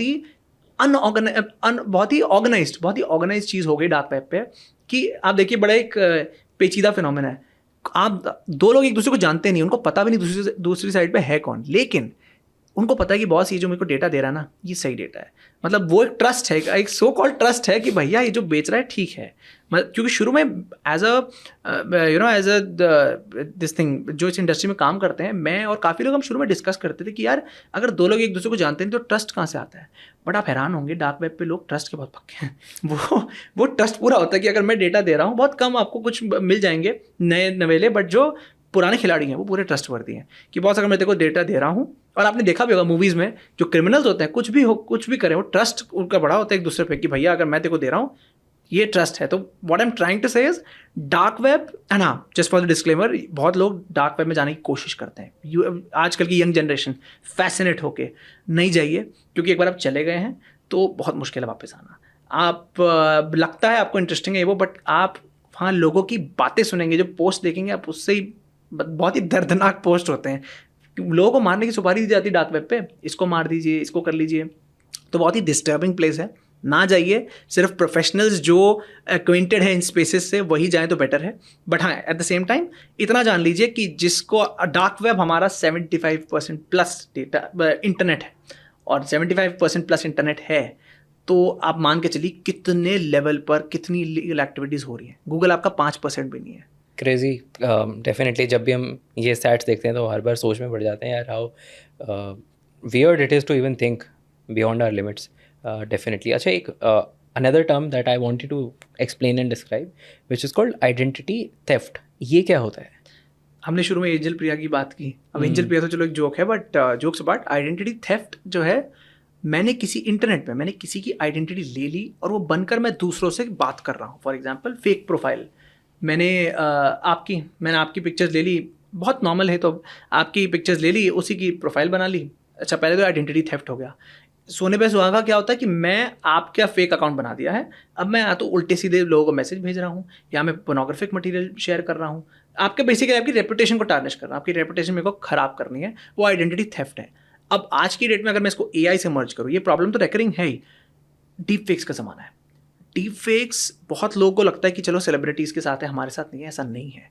रियल लाइफ में भी कितने आज ग्राउंड पे केस आने शुरू हो चुके हैं जहाँ पर नॉर्मल लोगों के डीप फेक बन रहे हैं। पीछे गर्लफ्रेंड बॉयफ्रेंड, ठीक है, ये अभी पीछे का ही केस है, 1 महीने पुराना। गर्लफ्रेंड बॉयफ्रेंड टिपिकल, लड़ाई हो गई। अच्छा, पहले क्या होता था कि जब लड़ाई हो गई, एक बंदा ने किसी की फेक प्रोफाइल बना ली और वो अपनी भड़ास वहाँ निकल रहा है। डीप फेक का प्रॉब्लम क्या है, यहाँ जो लड़की है वो थोड़ी टेक सेवी थी, उसने ऑब्वियसली बॉयफ्रेंड था तो बहुत उसको पिक्चर्स वीडियोस मटेरियल तो था ही उसके पास। अब उसने लिया, उसने डीप फेक बना दिया। पहली बात, आज के ज़माने में डीप फेक बनाना बहुत ईजी है, सॉफ्टवेयर फ्रीली अवेलेबल है इंटरनेट पे, और अगर फ्रीली अवेलेबल ना भी हो, 2000 की सब्सक्रिप्शन महीने की। अगर मेरे को किसी की लाइफ बर्बाद करनी है तो 2000 रुपये कुछ भी नहीं है, पहला। दूसरा, अब आप सोचेंगे कि कोई पोर्नोग्राफिक डीप फेक बना दिया हो। अगर पोर्नोग्राफिक डीप फेक बनाया होता तो फिर भी लोगों को लगता कि नहीं यार झूठ है। शी वॉज सो स्मार्ट, उसने क्या किया, वो बंदा बैठा है उसका एक्स बॉयफ्रेंड, और वो ऐसी बात कर रहा है नॉर्मल, कि वीडियो आप खोल के आप देख लो कि अच्छा कोई बात कर रहा है, बट जो वो बोल रहा है वो सब उल्टा सीधा। He is abusing his family, his his colleagues, उसके कॉलेज के लोग, सब कुछ, कि मतलब बेसिकली उसकी रेपुटेशन टार्निश करनी है। और वो बहुत ही बिलीवेबल डीप फेक है। आज के ज़माने में ऐसा हो रहा है, जो अगर हम बिल्कुल आम जनता की बात करें, लोग इतने बहुत ही, जिसे कहते हैं ना, बहुत ध्यान से वीडियो को नहीं देखते हैं, ऊपर ऊपर से देख के समझ जाते हैं अच्छा ये तो डीप फेक है। तो जो आइडेंटिटी थेफ्ट की प्रॉब्लम है, ये डीप फेक के आने से और बढ़ गई है, और ये बढ़ेगी, बिकॉज रियलिस्टिक चीज़ें बनती जा रही हैं और आइडेंटिटी थेफ्ट दूसरों की रेपुटेशन खराब करने के लिए अच्छी तरीके से यूज़ हो रहा है। अच्छा, मैंने अभी कुछ दिन पहले नोटिस की, एग्जांपल दे रहा हूँ, ओयो के फाउंडर है रितेश अग्रवाल, उनके अकाउंट पे कमेंट्स ऑफ हो गए, एक पोस्ट डाली गई कि मुझे इलॉन मस्क ने बिटकॉइन भेजा है। अब मैं तो ये सोच के बड़ा हैरान हो गया कि भाई ऐसे पर्सनालिटीज़ की भी क्या ये रियली उन्होंने डाला है, क्या ये वही आइडेंटिटी थेफ्ट वाला केस है कि व्हाट इट रियली इज़? मुझे तो समझ में भी नहीं आया as a civilian normal human who is not coming from this background, क्या रियलिटी क्या है इन सब चीज़ों की? देखिए, सबसे पहली एक साइबर क्रिमिनल की साइकोलॉजी क्या होती है, पावर चाहिए। पावर कैसे आती है, पावर किसी भी क्रिमिनल को तब आती है या तो आप बहुत ही नोन सेलिब्रिटीज़ को अटैक करेंगे, दूसरा आप आम जनता को अटैक करेंगे। जो डीप फेक्स हैं, ये जो अब नई एआई जो क्राइम, जिसको हम एआई क्राइम्स बोलते हैं, वॉइस क्लोनिंग हो गई, डीप फेक हो गया, ये सबसे पहले सेलिब्रिटीज़ पर टारगेट इसलिए किए जाते हैं अपना थोड़ा खौफ फैलाने के लिए कि बॉस देखो ये हम कर सकते, दिस इज़ आर कैपेबिलिटी। पीछे माइक्रोसॉफ्ट ब्लू स्क्रीन वाला जो एक हादसा हुआ था, जब पूरे वर्ल्ड में सारी माइक्रोसॉफ्ट की जो स्क्रीन थी वो क्रैश हो गई थी, वो क्या था, वो तुक्का थोड़ी था, वो एक मैसेज था from a typical cyber criminal group कि बॉस देखो। या बोलने के लिए तो टेक्निकल ग्लिच था, बट टेक्निकल ग्लिच नहीं था, किसी ने किया था कुछ ये दिखाने के लिए कि देखो इतने बड़े लेवल पे हम ये काम कर सकते हैं। और माइक्रोसॉफ्ट को इसलिए किया बिकॉज सब यूज़ करते हैं, सब जानते हैं माइक्रोसॉफ्ट को। तो जैसा आपने एक एग्जांपल दिया, आप आलिया भट्ट ले लीजिए, रश्मिका मंदाना ले लीजिए, कटरीना कैफ ले लीजिए, हमारे मिनिस्टर्स ले लीजिए, अभी पीछे इलेक्शन टाइम में कितने डीप फेक बने, ये क्यों हुआ है? पीछे रणवीर सिंह का भी डीप फेक बना था, जहाँ वो बीजेपी के खिलाफ बहुत उल्टी सीधी चीज़ें बोल रहे हैं, जो कि नहीं बोल रहे थे, उनका कुछ और ही इंटरव्यू था वो।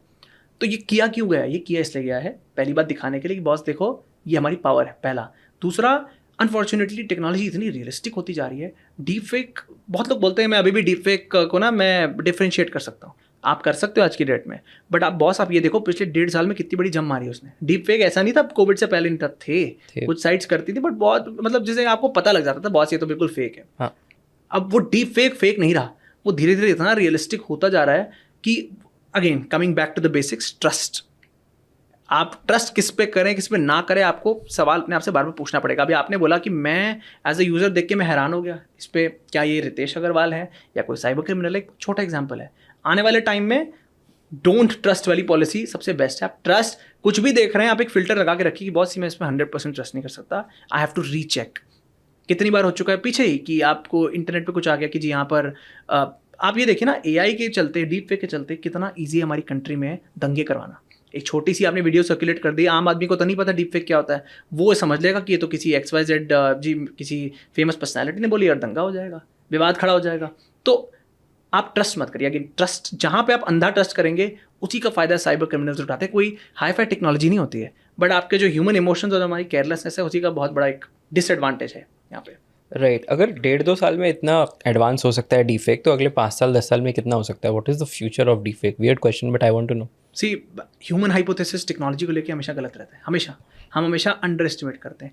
मैं या कोई भी बंदा, आप मेरे को छोड़िए, इलन मस्क, मतलब वो बंदा कितने टाइम से कितने नॉलेज है, कितना काम कर रहा है, वो खुद बोलता है मैंने यानी इलन मस्क ने कभी एंटिसिपेट नहीं किया था कि एआई 2 साल में इतनी बड़ी जंप मार देगा, किसी को नहीं पता था। चैट जीपीटी आया, भी ऑल वर एक्साइटेड कि वेरी गुड यार कुछ नया आया, बट आप ये समझिए जो जितना आप एक्सपेक्ट करते हैं उससे तो ऊपर ही जाएगा। प्रॉब्लम वहाँ नहीं आती। मैं हमेशा बोलता हूँ जो आपकी टेक्नोलॉजी है वो 20x स्पीड पे चल रही है, लॉ 5x स्पीड पे चल रहा है और हम -5 की स्पीड पे चल रहे हैं। क्यों? कि टेक्नोलॉजी तो बढ़ रही है, उसको कोई नहीं रोक सकता। लॉ फिर भी आने में, लॉ पॉलिसी वगैरह इसमें टाइम लगता है, एक दिन में नहीं आते। बट एज यूजर्स हम तो उल्टे ही जा रहे हैं, हम ना अपडेट हो रहे हैं और केयरलेस होते जा रहे हैं। बस वो जो जिसे कहते हैं ना, इंटरनेट पर ल्यूक्रेटिव चीज़ें दिखती हैं, मज़ा आता है देखने में। तो आपने जहाँ तक डीप फेक की बात की है, ज़रूर बढ़ेगा। ये इतना रियलिस्टिक एक टाइम पर हो जाएगा कि आपको, और एक टाइम आई एम श्योर वो within 5 years, if I can safely say that, within 5 years वो टाइम आ जाएगा जब आपको कोई वीडियो सर्कुलेट की जा रही है, आप नहीं पहचान पाओगे ये क्या है क्या नहीं है। अभी कल ही कैलिफोर्निया में जो हमारी असेंबली है, California assembly in the US, इन्होंने एक लॉ पास किया है, एक बिल पास किया जो अब लॉ बन जाएगा एआई को लेके। उसमें ये कहते हैं कि हम वाटरमार्क लगाएंगे एआई की, जो भी डीप फेक जनरेटेड वीडियोस है उसमें वाटरमार्क लगाएंगे। बॉस आप वाटरमार्क तो लगा रहे हो ठीक है, बट ये टेम्प्रेरी सोल्यूशन है, ये परमानेंट नहीं है। वाटरमार्क को तोड़ने के भी साइबर क्रिमिनल्स 24 घंटे क्या कर रहे होते हैं? यही तो कर रहे होते हैं कि हमें एक वल्नरेबिलिटी ढूंढनी है, उसको हमने लेवरेज करना है। तो eight the end of the day, चाहे डीप फेक हो, एआई हो, आप अगर किसी को लगता है कि ये एक बहुत ही गिमिकी चीज़ है, नहीं, ये बढ़ेगा। और इसका अगर किसी को प्रूफ चाहिए, कोई भी 2022 में मेटावर्स था, मेटावर्स का बड़ा एक बज़वर्ड था। मेटावर्स जो इस इंडस्ट्री में थे वो जानते थे कि अभी कुछ नहीं होने वाला। क्यों? Because at ground level use cases नहीं है मेटावर्स के। एआई क्यों यहाँ पे रहने को है? क्योंकि चैट जीपीटी एक ग्राउंड लेवल पे बस चुका है, अब लोगों की लाइफ का पार्ट हो चुका है वो धीरे धीरे। आज 2 दिन के लिए पीछे चैट जीपीटी 1 दिन के लिए बंद हो गया, और मेरे आसपास मेरे को आते लोग कह रहे हैं यार काम बंद हो गया हमारा, कैसे होगा ये? स्टूडेंट से लेके प्रोफेशनल तक आप डिपेंडेंसी वहाँ पे हो गई है।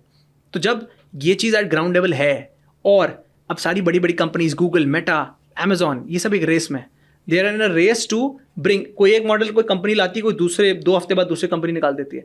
तो जहाँ मनी फ्लो हो रहा है, तो आई डोंट थिंक वो चीज़ एक दिन में जाने वाली है। तो ये चीज़ें इंक्रीज ही होंगी, डिक्रीज तो होने नहीं वाली। ठीक है, आई थिंक आपको ये बात बहुत अच्छे से पता होगी एज ए लॉयर। तो मैं जानना चाहूँगा आपसे कि अभी करेंटली इंडिया में साइबर सिक्योरिटी का जो लीगल स्ट्रक्चर है, ये कितना ज़्यादा स्ट्रॉन्ग है या फिर कितना ज़्यादा वीक है? If you can share your inputs. देखिए, unfortunately as I said, IT act हमारी मदर लेजिस्लेशन है, विद ये सारे ही आपके जो भी साइबर क्राइम्स होते हैं कंट्री में, उससे डील करती है। इंफॉर्मेशन टेक्नोलॉजी एक्ट इसका नाम है। ये एक्ट लास्ट अमेंड हुआ था 26/11 के टाइम पे, बहुत पहले 2008। तब से लेकर अब तक कुछ अमेंडमेंट ऐसी आई नहीं है। बीच में 2021 में आपको अगर याद होगा, ट्विटर और गवर्नमेंट का एक बड़ी टिफ चल रही थी, इनमें टिफ चल रही थी, और गवर्नमेंट ने एक आईटी रूल्स लाए थे। ये रूल्स थे सोशल मीडिया प्रोवाइडर्स के लिए, बट अभी का अगर हम आईटी एक्ट देखें, वो इक्विप्ड नहीं है। ये आज की प्रॉब्लम्स जैसे एआई, डीप फेक्स, जो रेकरेंट प्रॉब्लम्स हैं जो अब शुरू हो चुकी हैं, ये आईटी एक्ट में इतनी अच्छी तरह मेंशन नहीं करी गई, पहली बात। दूसरी बात, ये तो नेगेटिव साइड हो गई। पॉजिटिव साइड क्या है? हमारे पास डेटा, जैसे इन भारत में डेटा भर के जनरेट होता है। क्यों? इंटरनेट सस्ता है, लोग ज़्यादा है, तो ये परफेक्ट कॉम्बिनेशन है डेटा ज़्यादा प्रोड्यूस करने के लिए। अगर डेटा ज़्यादा प्रोड्यूस होता है तो हमारे यहाँ पे, जैसा मैंने कहा, डेटा प्रोटेक्शन लॉ आ गया है। बट उसकी भी थोड़ी प्रॉब्लम ये है कि बहुत ही कोई भी लॉ पहली बार आता है, उससे परफेक्शन एक्सपेक्ट नहीं कर सकते हैं। इसमें ऑब्वियसली एक बहुत ही ब्रॉड लॉ है, कहीं कहीं लूप होल्स भी हैं इसके, और अभी हमें ये भी नहीं पता कि प्रैक्टिकल इंप्लीमेंटेशन इसकी कितनी है। तो अगर मैं बिल्कुल लिटरल सेंस में बात करूँ, नो डाउट हम पीछे चल रहे हैं, हम टेक्नोलॉजी से बिल्कुल पीछे चल रहे हैं, हमारे पॉलिसीज़ एंड लीगल उसमें। तो ये इट्स हाई टाइम कि अब हम टेक्नोलॉजी को प्रायोरिटी दें, क्योंकि टेक्नोलॉजी हर जगह है। आप हमारे अगर सरकार की बात करें, कोई ऐसा डिपार्टमेंट नहीं होगा जहाँ पे टेक्नोलॉजी से काम नहीं हो रहा, कोई ऐसा डिपार्टमेंट नहीं है जहाँ डेटा नहीं है। तो अगर ये सब आपकी डेली लाइफ का पार्ट है, काम का पार्ट है, तो इसको प्रायोरिटी देना बहुत ज़रूरी है। और हमें थोड़ा स्पीड अप तो करना पड़ेगा, बिकॉज अगर हम इसी स्पीड से चले तो टेक्नोलॉजी और जो लॉ का गैप है वो तो है, बट वो और इंक्रीज ही होता रहेगा। Rightly said. अच्छा, हमने देखा है, हालांकि अभी ये सारी चीज़ें इतनी एडवांस नहीं हुई है, चाहे हम एआई की बात करें या फिर एआई रिलेटेड चीज़ों की बात करें टेक में। अभी 3-4 साल 5 साल में ही हम सब ने ऑब्जर्व करना चालू किया, इतने में ही करोड़ों लोगों की नौकरियां जा चुकी हैं। राइट। तो मेरा सवाल ये है आपसे कि आप मेरे को बताइए कि ऐसे कुछ अगले 5 सालों में ऐसी कौन कौन सी जॉब प्रोफाइल्स हैं जो एआई रिप्लेस कर देगा अनफॉर्चुनेटली। दूसरा, वो जो लोग हैं जिनको अगर आप अभी बताएंगे तो उनको पता चल जाएगा कि उनकी प्रोफाइल में कहीं ना कहीं एआई रिप्लेस कर सकता है, तो how can they upskill themselves from today, from this particular day itself. Upskill आपने भी किया, आप खुद को अपस्किल बहुत करते हैं, तो आप वो भी एक पर्सपेक्टिव शेयर कर सकते हैं। तो सबसे फेमस क्वेश्चन हमने पूछ लिया, जो हर जगह हो पूछा सकता है, जाता है, आई थिंक कि क्या होगा, जॉब्स का क्या होगा। राइट। तो लास्ट वीक मैं हार्वर्ड में था, वहाँ पर हम काफ़ी अलग अलग CEOs थे, स्कॉलर्स थे, उनसे बात हो रही थी। तो हम सब लोग एक ही कंसेंसस पे आए कि आप ये भूल जाइए कि AI आपकी जॉब लेगा, आप हम उस पर कॉन्सेंट्रेट ना करिए। उससे पहले जो बंदा अपस्किल्ड है वो आपकी जॉब ज़रूर ले लेगा, जिसको AI लेवरेज करना आता है वो ले लेगा। तो आपका फोकस पहली बात तो गलत जगह पे AI तो सी, अगर AI ने जॉब लेनी है ना, वो इंडस्ट्री भी वाइप आउट कर देगा आपसे बिना पूछे। लेकिन आप इतना जान लीजिए कि वो दूसरा बंदा जो लेवरेज करना जानता है AI को, वो आपकी जॉब ले लेगा, जो आप स्किल्ड है, पहली बात। दूसरी बात, कौन सी जॉब्स हैं? आज की डेट में कोई ऐसी जॉब नहीं जो मैं बोलूँगा सेफ है। IT स्पेस में भी AI जॉब्स ले रहा है। और हमें जो, अगेन जैसा मैंने कहा कि ह्यूमन हाइपोथेसिस टेक्नोलॉजी के लिए हमेशा गलत ही रहता है, हम उसको हमेशा अंडर एस्टिमेट करते हैं। आप क्रिएटिव फील्ड देख लीजिए, अगर आप किससे पूछेंगे तो हमें एज ह्यूमंस लगता है कि क्रिएटिव तो सबसे लास्ट इंडस्ट्री है जहाँ AI पहुंचेगा। लेकिन 2 साल पहले हमने देखा हॉलीवुड में स्ट्राइक हो रखी थी एक्टर्स की। यहाँ पे एक्टर्स स्ट्राइक कर रहे थे हॉलीवुड में, क्यों? बिकॉज वहाँ पर they came up with this software of AI, जो एक्टर्स, अब एक्टर्स का क्या होता है, उनको पूरी पेमेंट दी जाती है पूरे शूट की। मान लीजिए 100 दिन का शूट है तो 100 दिन की पेमेंट है। इन्होंने क्या किया, ये कहते जी आप आइए, शुरू के 5-6 दिन आपके क्लोज शॉट्स लेंगे, उसके बाद आपको आने की कोई ज़रूरत नहीं है। क्यों? क्योंकि आप AI के थ्रू हमने सारे आपके मिड और जो लॉन्ग शॉट्स हैं वो AI कर देगा। और लेकिन आपकी जो फीस है वो उसके हिसाब से होगी, तो आपको 1/10 ऑफ योर फीस ही मिलेगी। तो वो तो भड़क गए कि यार हमारी तो नौकरी एक तरीके से तुम तो खा रहे हो। तो what I am trying to say is कि कोई इंडस्ट्री आज की टाइम पे सेफ नहीं है। तो ये जो बहुत लोगों को लगता है ना मेरी इंडस्ट्री सेफ है, ये मैं हमेशा चैलेंज देता हूँ लोगों को। आप एक इंडस्ट्री बता दीजिए, एक प्रोफेशन बता दीजिए जहाँ AI नहीं है।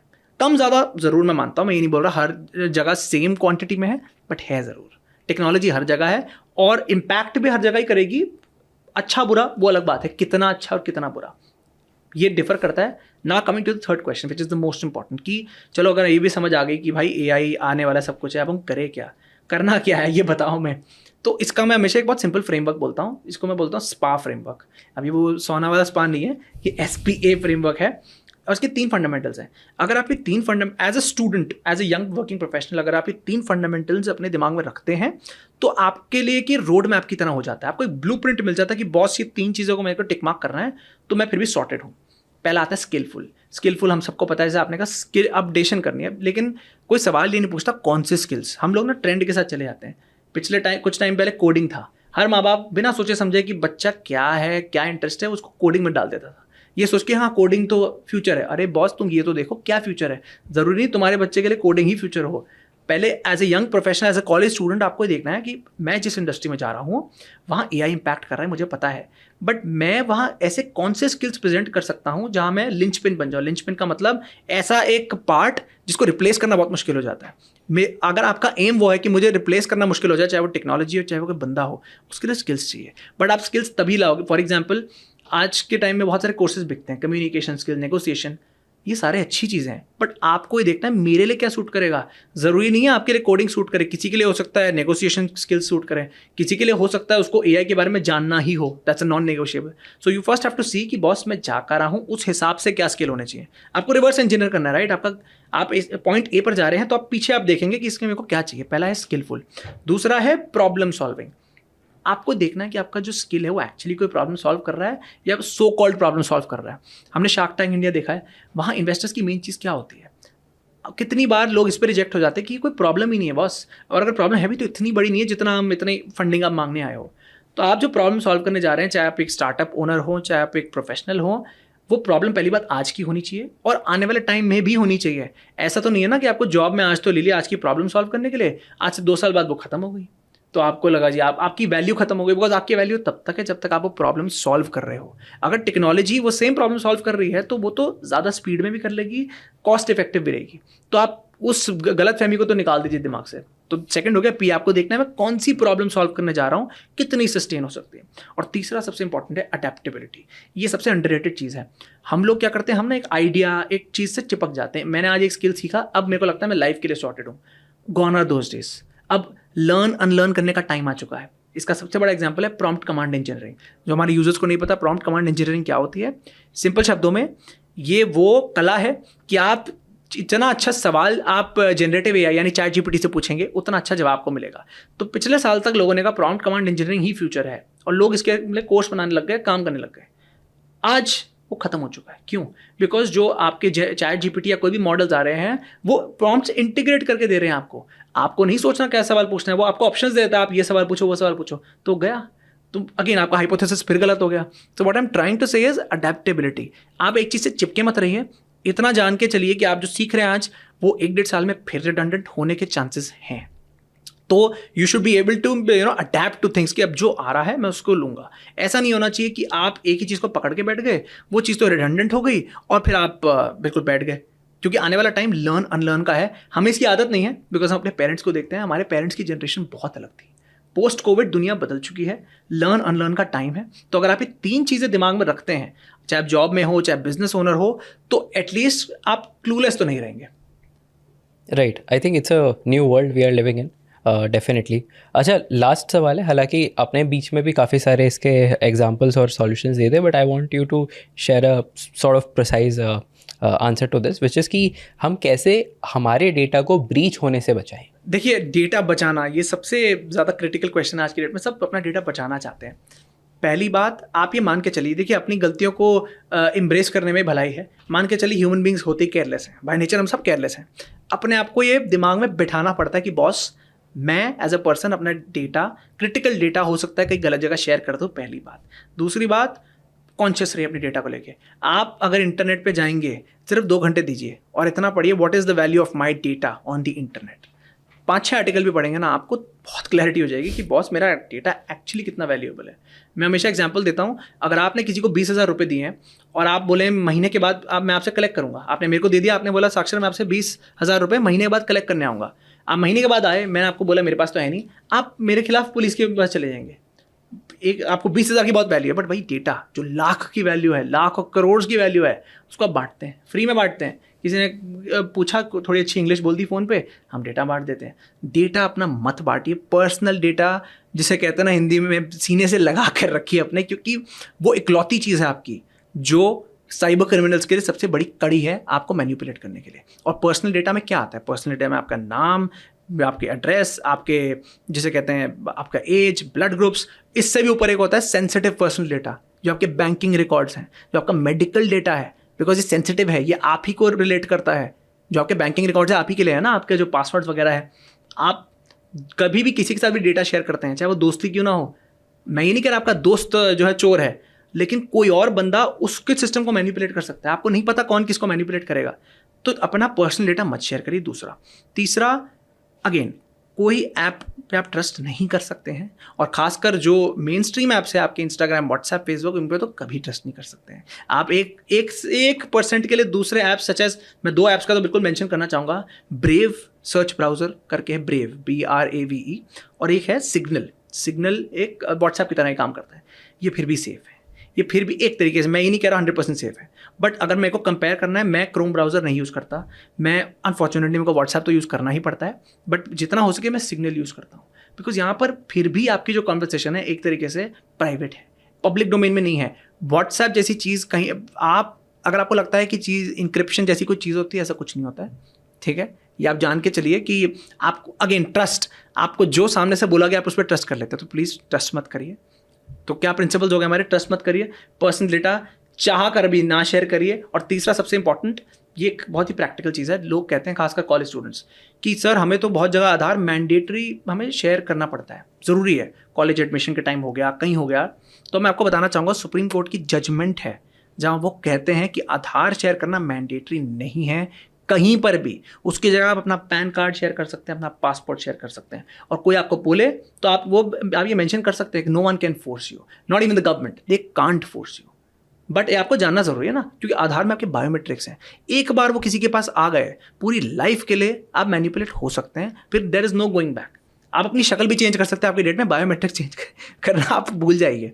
तो मैं वही कह रहा हूँ, अगर आप ये 3 चीज़ दिमाग में रखते हैं तो आज की डेट में एटलीस्ट आप सेफ होने के चांसेस बढ़ जाएंगे। मैं फिर भी नहीं कहूँगा सेफ है, मैं खुद सेफ नहीं हूँ, कोई भी सेफ नहीं है। मुझे दिन में करीब, कल भी इनफैक्ट एक आई थी, फिशिंग मेल ही आई थी। वो अलग बात है कि मैं इसमें इतना इस इंडस्ट्री में हूँ तो आपको समझ आ जाता है, but what I am trying to say is हर कोई वल्नरेबल है। अब जामतारा में जो वेब सीरीज थी नेटफ्लिक्स पे, उसका एक नीचे एक सब हेडिंग थी जिसमें कहते हैं सबका नंबर आएगा। तो सबका नंबर तो आएगा, फ़र्क सिर्फ इतना है कि आपके पास जब वो आ रहा है आप कितने अवेयर हैं। इफ़ यू आर अवेयर कि हाँ बॉस मेरे पे अटैक हो रहा है, तो कहीं ना कहीं आपके चांसेस बचने के हाई हो जाते हैं। करेक्ट। अच्छा, आपने कुछ प्लेटफॉर्म्स की बात की बीच में। अभी रिसेंटली एक बहुत इंपॉर्टेंट सवाल आता है कि टेलीग्राम के फाउंडर पे केसेस चल रहे हैं, बहुत सारी चीज़ें चल रही हैं। पहले तो हमने देखा कि Telegram was the only platform जो बहुत रिस्पेक्टेड था, रेप्यूटेड था, बट क्या लगता है अभी टेलीग्राम क्या बंद होने की कगार पे है? मेरे हिसाब से तो बंद होने की कगार पे है, और होना भी चाहिए। क्यों? क्योंकि देखिए टेलीग्राम ना बहुत ही गंदा एग्जाम्पल सेट करा था। मैं ये नहीं कह रहा कि ये इनकी कंपनी की गलती है, मैंने नहीं बोला। मैं ये बोल रहा हूँ कि साइबर क्रिमिनल्स ने उसको एक अड्डा बना दिया था। आप कोई पोर्नोग्राफिक चीज़ें ओपनली शेयर हो रही हैं, पायरेसी मूवीज़ की हो, किसी चीज़ की हो, वो भी ओपनली शेयर हो रहा है कि कुछ ग्रुप में टेररिस्ट एक्टिविटीज़ ओपनली शेयर हो रही हैं, एंटी नेशनल ग्रुप्स बन रहे हैं वहाँ पे। तो ये सब जब ओपन डोमेन में हो रहा है, टेलीग्राम पे इतने लोग हैं, स्टूडेंट्स, खासकर स्टूडेंट कम्युनिटी, बिकॉज नोट्स वगैरह चाहिए होते हैं, स्टूडेंट कम्युनिटी टेलीग्राम पे है। अगर स्टूडेंट कम्युनिटी के सामने ये एग्जाम्पल सेट हो रहे हैं एंड ये ओपनली हो रहा है काम, तो कहीं ना कहीं तो इस पर फुल स्टॉप लगाना बहुत ज़रूरी है। दैट्स वाई अभी ये जो सीईओ को पकड़ा है, ये इसलिए पकड़ा है कि बॉस बताने, ये एक स्टेटमेंट है कि इतनी सारी चीज़ें खुल्लम खुल्ला हो रही हैं। प्रॉब्लम वो है ना, आज अब देखिए व्हाट्सएप पर भी आप खुल्लम खुल्ला नहीं दिखेंगे कि उल्टे सीधे मैसेज फॉरवर्ड हो रहे हैं। कभी कभार कोई मिसलीडिंग मैसेज हो सकता है, बट पोर्नोग्राफिक, एंटी नेशनल ऐसा नहीं मिलेगा आपको। टेलीग्राम पे आपको खुल्लम खुल्ला काम हो रहा है। आप इंटरनेट पे जाइए और लिखिए पोर्नोग्राफिक मटेरियल ऑन टेलीग्राम, इतने सारे ग्रुप्स आपके पास मिल जाएंगे ओपनली। तो कहीं ना कहीं पहली बात तो सोसाइटी के लिए ख़राब है। दूसरा, कितने लीगल जो चीज़ें हैं, हमारे लॉ में कहावत है, आप पॉर्न देखना इलीगल नहीं है, बट उसको सर्कुलेट करना, ट्रांसमिट करना वो इलीगल है। तो टेलीग्राम पे यही तो हो रहा है। तो जब इतनी चीज़ें ओपनली हो रही है तो ऑब्वियसली ये एक बहुत ही गलत एग्जाम्पल सेट कर रहा है। काफ़ी सारी एलिगेशंस हैं, और सिर्फ हमारी कंट्री के लिए नहीं, ये ओवरऑल अलग अलग कंट्रीज़ की मैं बात कर रहा हूँ। तो जब ये सब कुछ हो रहा है तो कहीं ना कहीं एक जिसे कहते हैं ना हार्ड एक्शन, एक बहुत ही बड़ा स्टेप लेना ज़रूरी है। करेक्ट। मैं ये उम्मीद करता हूँ कि जो भी लोग हमारे पॉडकास्ट को देख रहे हैं उनको कुछ ना कुछ वैल्यू मिली होगी, और मोर देन दैट उनको बहुत अच्छे एक्शनेबल स्टेप्स मिल गए कि कैसे वो अपने डेटा को सिक्योर कर सकते हैं। बाकी चीज़ अगर हम साइड भी रख दें, वो चीज़ उनके लिए, सबके लिए जानना बहुत ज़रूरी है। साक्षर, बहुत बहुत धन्यवाद, आप हमारे शो पे आए, और उम्मीद है कि आप दोबारा भी आएंगे in the coming future, and will make sure कि ये एपिसोड सबको अच्छा लगे। Right, thank you.